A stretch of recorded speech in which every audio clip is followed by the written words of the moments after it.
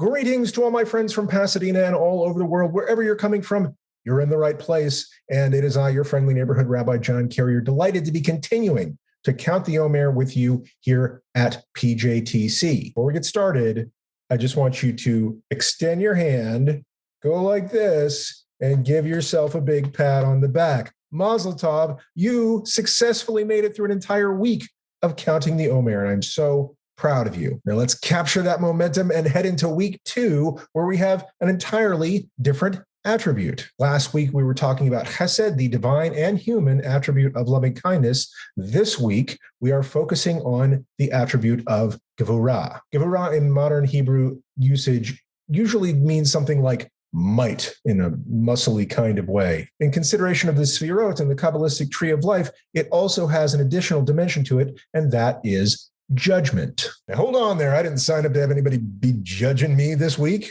I'm not here to judge you. We're here to talk about the attribute of judgment. And I just wanted to recognize that for many people, that can be kind of a harsh word to hear. Also, an aspect of the Holy One that we read about quite a bit in our sacred texts just kind of feels a little bit scary. That's okay. I want to invite you to consider the word judgment in the broader sense of discernment or deciding between one thing and another. Sometimes judgment means deciding between what's good and what is evil, like the fruits of the devil. So Mike Myers reference back from the 90s, I think. More often, using judgment requires us to discern between two goods, like keeping Shabbat the way we're accustomed to versus saving a life, for example. Those are two good things, and we always choose saving a life, and that takes judgment. So before we get started in this week of Gevurah, I just wanted to introduce this concept of might that is also judgment for your consideration. In the coming days, I'm going to tell you my favorite story about judgment as it appears in the Torah. I'll invite you to consider times where you may have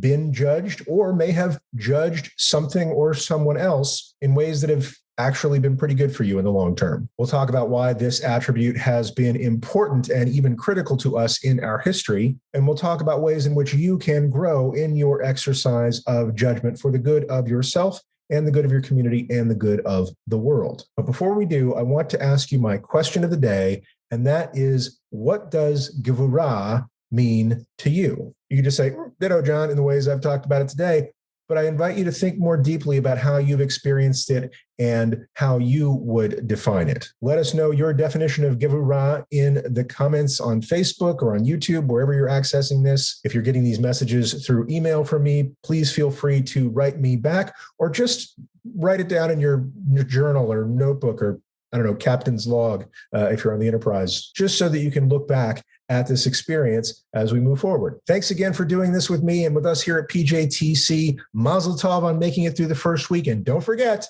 to count night number 8 of the Omer starting tonight after dark. I'll see you tomorrow on day number 9. Until then, peace.